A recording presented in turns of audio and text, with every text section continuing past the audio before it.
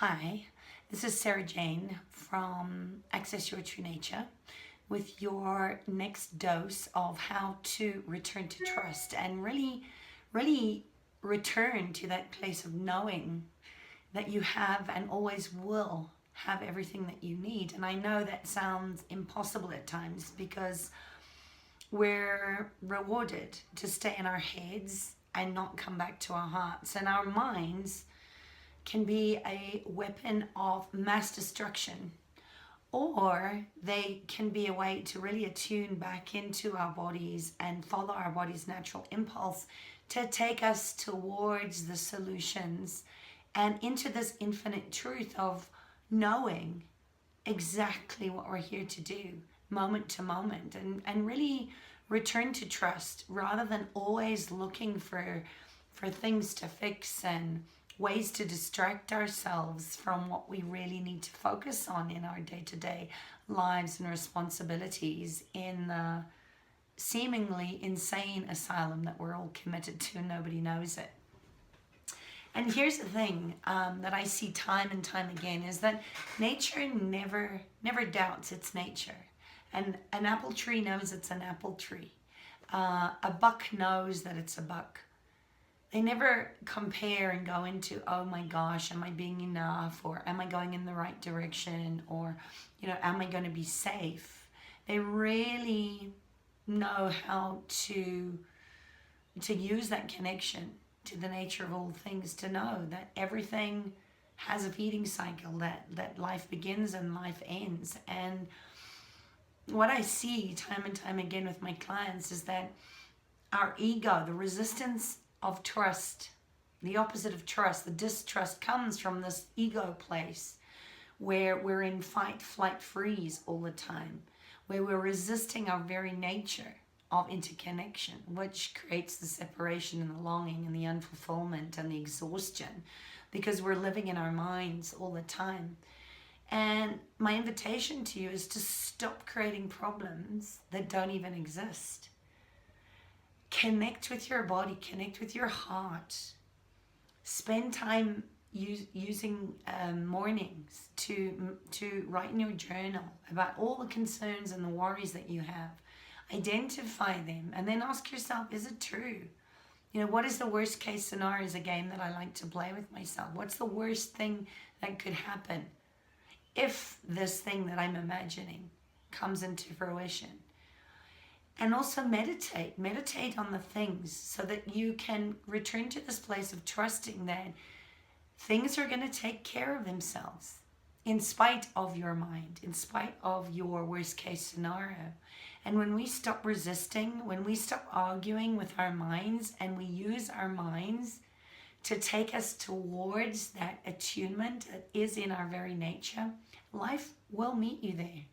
Stop waiting for the 11th hour before you spring into action. And if you just do things consistently, inch by inch is a cinch, yard by yard is hard. If we consistently show up and we're devotional in our practices of meditation, of asking questions, rather than going to the conclusion that things can't change, when we get out of our own way, and then we get to really feel into what we know we've already been.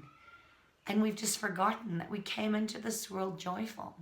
I love that saying from, I think it was Mary Oliver, that says, what do you plan to do with this one wild and precious life? And one of the things that I've been intentionally bringing more of my mindfulness into is to play more and to stop taking myself so seriously. And I'm so eternally grateful for my four-legged friends, my animal companions, my cats, the dogs, the horses that I get to work with. And even just going into the highvelds, into the nature reserves and sitting, watching the game go by and watching the sunrise and sunset. And know that tomorrow will be a new day to create from that place, and know that we don't have to take ourselves so seriously. The joy, the fulfillment that I sometimes feel like I'm missing really lies in our ability to come into trusting that we are innately wired to play. Lions, all the animals, you see them doing this real rough play when they're young. And it's part of exercising their muscles, knowing where they stand in the hierarchy of the herd or the prize or whatever it is, and also trusting that there are eyes on them to keep them in the boundaries of safety and to trust into knowing that they play a part there. So it's something I find really difficult to do, is play for the sake of playing. And if any of you have done my 7-day belief challenge, you know that one of the challenges were to go and learn to do something, play the piano or sing or dance or paint or do something, stretch yourself out of your comfort zone and dare to learn to do something just for the joy of playing, just for the joy of learning something without being fixed on that. You know, the only way that you give yourself permission to play is if there's something coming back. We're always looking at what are we going to get out of it. And I have to keep reminding myself that the play, the area of play, allowing myself to play, is in the energy of that the creation comes, that I find solutions to things as an organic path to being in the act of playing for the sake of playing. And that there's nowhere to get to. We're always rushing to get to somewhere instead of actually appreciating the present moment for the preciousness of what it is. And that life, as much as life contributes to us, we contribute back into life, into the morphogenetic field of consciousness and connection of everything. Everything is connected to everything. And when we give ourselves permission to play, we give others permission to play. And that is the light, that is the attraction, that is the magnetism of being in flow with nature and our own true nature. And you know, many of my community relate to often having to grow up when they were children, when they should have just been playing and learning through the experience of childlike wonder and curiosity. And perhaps that was because their parents were not there. Or, you know, maybe they had a bipolar mother or an alcoholic father or a workaholic parent that was there, but they were never there emotionally. They were just unavailable. And so we grow up and we have to learn to take care of ourselves. And oftentimes my clients have had to parent their parents. And I just want you to remember that none of this is your fault. The opportunity as the sun comes up and is predictable every day is the opportunity to play and live into another day from this childlike curiosity.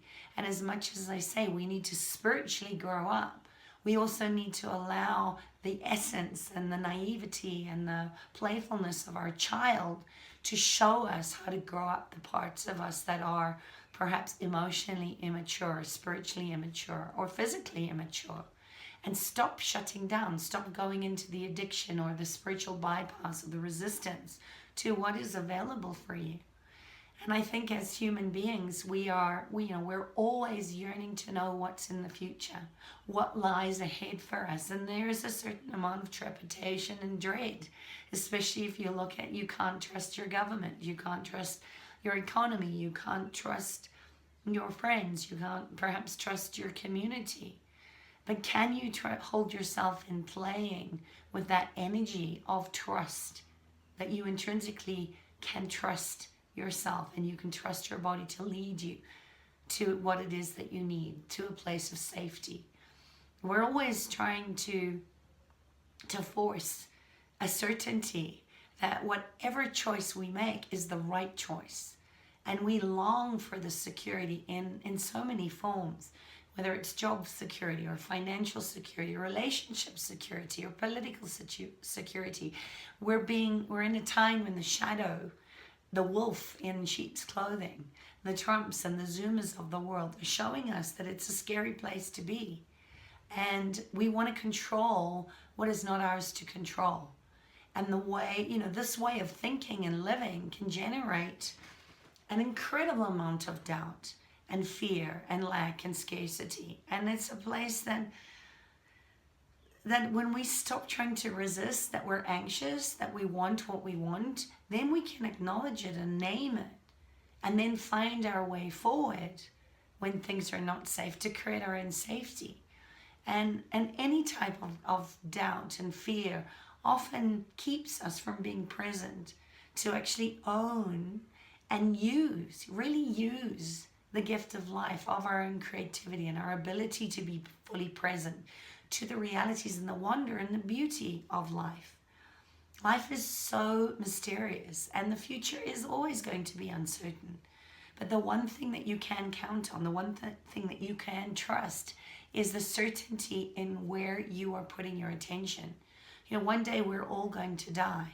Despite our human endeavors to prove otherwise, that's one thing that we are all certain of, regardless of our species. Trees and plants die. Animals die. People die. And the only question that we can really answer is, how are we going to live? How are we going to bring ourselves most fully and alive in this moment? Because this moment is all that we have. And I've been meditating a lot on these questions, especially during the time that I'm spending with horses, because horses know how to endure. Horses know, as prey animals, they know that they have to be willing to lead, and also in our leadership, lead others and rely on the herd to keep ourselves safe, because we are creating our own safety. And that is, you know, what I witnessed so often with my clients. And there's been so much death around lately with so many of my clients, and many untimely deaths, freak accidents happening, that have really shocked people into examining, as much as I have, you know, what am I here to do, and how can I show up and contribute and be of greater service in this beautiful dance of contrasts. And I was watching a particular herd of springbok in the bush the other day, and there was one little youngster that really, you know, we're again the awe of us being the only mammals that are so reliant on being grown, and so dependent on our parents, that these little buck, they're born, and within 2 minutes they're on their feet because their survival depends on it, and they just trust that they're going to walk. And they might be a little shaky, but they learn really, really quickly that if they don't keep up with the herd, that it could be an early death for them. And I was just wondering, you know, do they really know where they're going, in themselves, and also with the herd? Can they trust the herd in their ability to travel great distances and find water and find grass ahead?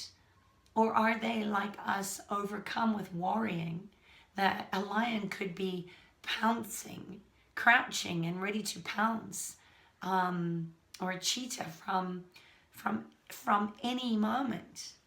And of course the answer is no. I've done enough with my animal communication work and the lessons that I've learned in my experiences of animal communication and body processes in the wild and with domestic animals to know that, of course, they don't have a prefrontal lobotomy that we do. Animals just embody this profound state of presence and trust.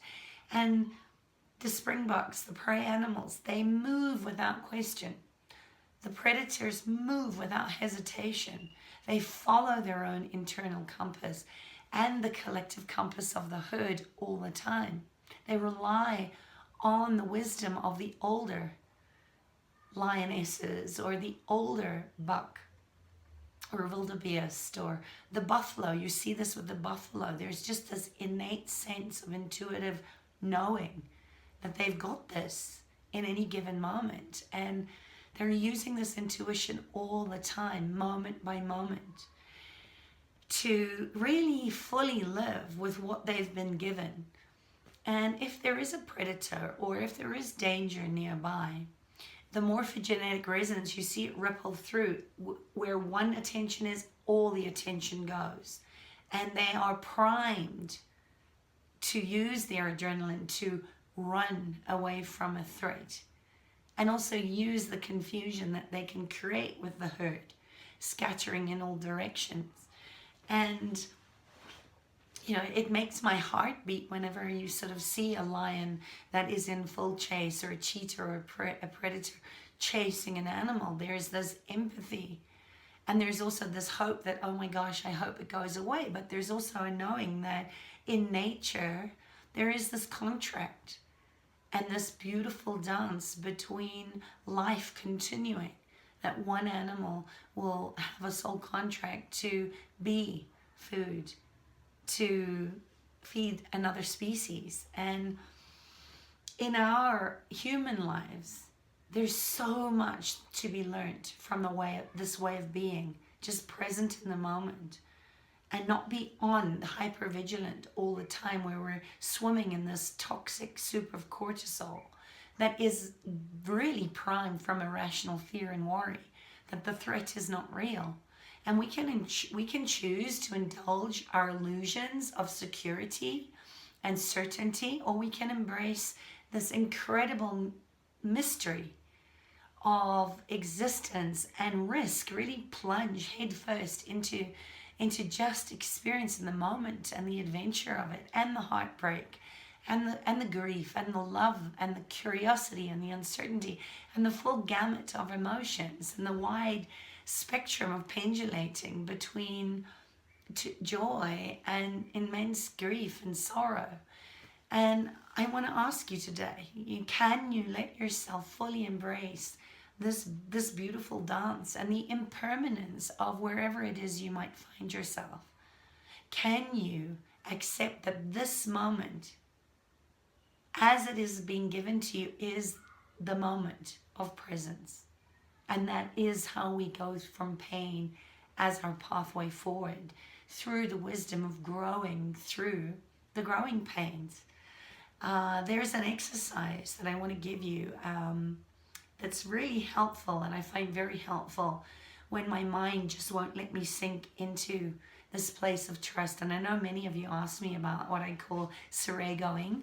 So I'm going to combine both of these, and I'd love your comments and feedback on what changed for you when you just shifted 1 degree, or allowed yourself 1 more minute or 1 more opportunity to just enter into play, and also into this heart space of fully feeling, so that you can heal some of these unresolved pathways that you are distrusting, that you have permission to play, that you have permission to express how you're feeling from a place of safety, and not self-abandon yourself. And this is a game that I play, which is really, what's the worst case scenario here? What is my worst fear about my unknown future? What am I truly afraid of? What is underneath the fear? And writing the what ifs out until I'm exhausted, until there's just no more except this beautiful space and opportunity to deepen into holding those parts of, is it true? And doing the work of the trust process, of the 7 core principles, and asking yourself to just look at the scenario that you've created in your head and pull it out over and over again. Do a dump in your journal, on your right page, and then fill in the left page of, what if I dare give myself permission to play? What if I dare to go there and stretch beyond the edges of this prison that you actually have created in your mind, that you can't have something? And the important thing here is to name it, be as specific as you can in naming it and bringing it close, bringing it into your heart, noticing your heartbeat get quicker, noticing if your palms start sweating, noticing where you go in your body when you bring yourself into that moment of fear. And then sit with it. Just breathe it in and feel it in your body. And then orient yourself to the room. I shared this in my 21-day nervous system reset, out of the blues program, of orient yourself to the room. Notice that you're okay. Notice what you're sitting on. Feel your feet on the floor. Rub your hands together. Take some breaths. allow your body to follow its natural impulses and complete, rather than going back into the resistance where we pull ourselves and hold those issues in our tissues and not allow them to express. Because eventually, if we don't resolve the hidden traumas and these subconscious beliefs, our body will say no.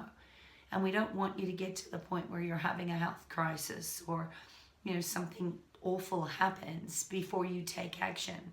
So just notice your thoughts and then find a way to make peace with it. If you want the PDF on the peace process, just give me an email and I'll be sure to drop it to you so that you can use that as another way to get you to a place where you can just loosen this grip on yourself and stop resisting and beating yourself and making yourself wrong, and going back into your mind as this place of destroying your futures by not creating the best that you can in this moment.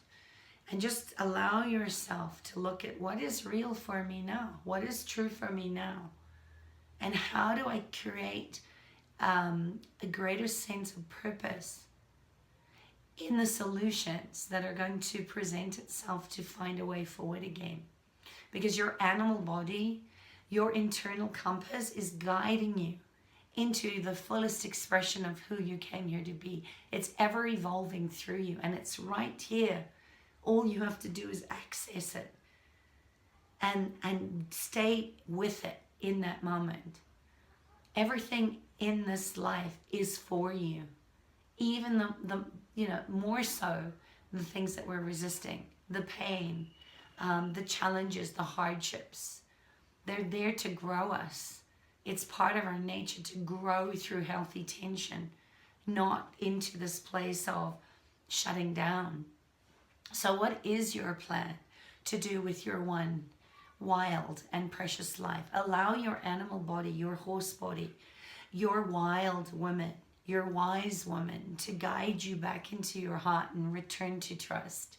And then just quickly, because I know this is getting a little long, the Seregoing exercise that I coined from a mentor that I love is really to buddy up with somebody. Find somebody that you can trust to just hold you in that space of not trying to fix you, not trying to preempt, not trying to take you out of it, but to really hold yourself in imagining something that you're a little nervous of doing. Maybe you're launching a program, maybe you're about to speak on stage, maybe you have a big event that you're going to, maybe it's there's some fear or trepidation around stretching your edges with family members, or a conversation perhaps that you've been putting off. And allow yourself to buddy up and take a turn each to speak about this event as if it has already happened 3 months from now or a year from now, and play with it. It's a wonderful energy of play, and it's fun. And the more you'll start out pretty shaky and stammering and stuttering a little bit. You might feel really uncomfortable or awkward doing it, but just keep going, because you're going to get to a stage where you start to go, and then this thing happened, and the book that I finally got to the publishers was accepted by, be specific on the details of who the publishing house was, for example, and see yourself speaking on a stage or signing the books to sell out audiences who love what you shared, and how you had to do a rerun because the print run was too small, and you pre-sold all of this, and where did that lead you? And see yourself, because of this book, being on the top 10 bestsellers lists, or on Oprah because she loved your book, and keep going. And as you do this, the details will come, and you will go. This is the Seregoing part of it, is your mind will all of a sudden let go of the resistance and all the places where you say you can't do something, and all of a sudden you'll see all these opportunities and solutions and action steps show up for you, because you're acting as if it has already happened, and you're looking at the best case scenario, not the worst case scenario that you wrote on your right page. And then when you're done with that, swap and let the other person and encourage them and see it lighting yourself up, and see the places where, because that person is giving themselves permission to play in this infinite space of possibilities that's been there the whole time, that as it starts to come alive in your body, you start to live deeply into your aliveness, and the person that you're playing with, they get to be in this place where they are fully engaged, and they start to rediscover their abilities where, oh my gosh, yes, I completely trusted that. And when we do that, then when it starts to happen, we can identify, and because we've seen it already, right, from the futuring exercise of Seregoing. So allow yourself to go there, go into the energy of play, let yourself come alive, and expand out into this beautiful, infinite possibilities that get you to a place where you recognize opportunities. You're going to recognize that the people that you saw in that exercise of Seregoing, you'll see them, you'll recognize them. And these are how we get the assets that we're looking for, of how do I make this possible?